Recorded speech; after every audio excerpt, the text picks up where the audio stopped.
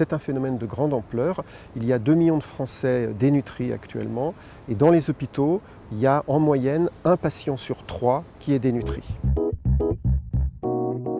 Alors les personnes qui sont dénutries en France, ce sont essentiellement des malades et comme on est progressivement plus malade quand on prend de l'âge, il y a plus de patients dénutris chez les personnes âgées. Mais les enfants peuvent être dénutris, les adultes jeunes peuvent être dénutris. C'est souvent en fait quand ils ont une maladie qui va diminuer les capacités de manger comme il faut et c'est pour ça qu'ils vont se dénutrir.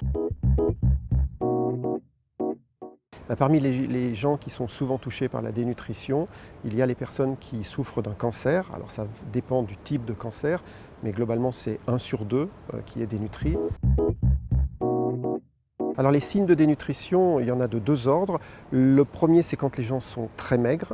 Alors ça se voit, et ça se mesure avec ce qu'on appelle l'index de masse corporelle.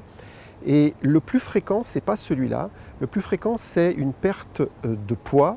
Et précédant la perte de poids, habituellement, il y a une perte d'appétit, ou en tout cas une diminution des apports alimentaires. On va perdre du muscle. Et c'est dans le muscle que sont nos défenses de la vie de tous les jours, et en particulier les défenses immunitaires. Et donc c'est très important, plus on maigrit vite, et même si on le fait exprès, plus on maigrit vite, plus on a un risque de dénutrition. La prise en charge nécessite une prise en charge en règle générale pluriprofessionnelle, associant souvent les diététiciens.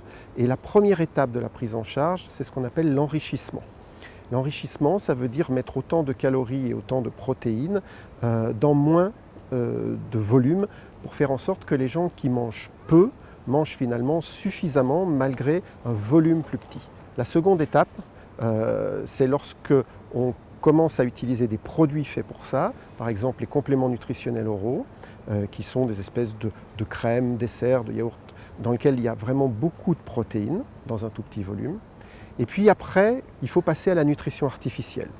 Et la nutrition artificielle, c'est mettre un tuyau dans le corps des individus pour les nourrir, soit un tuyau dans l'estomac, soit un tuyau dans la veine. Beaucoup de gens voudraient perdre du poids.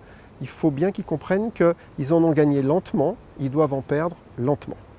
Lorsqu'on perd du poids rapidement, et c'est souvent le cas dans la dénutrition, on ne va pas perdre de la graisse, on va perdre du muscle. Et donc le plus important, c'est de se peser régulièrement et d'alerter dès qu'on perd du poids.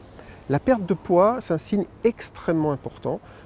Et donc le dépistage, c'est il faut se peser, il faut se souvenir de son poids et dès qu'on perd trop vite du poids, il y a un problème.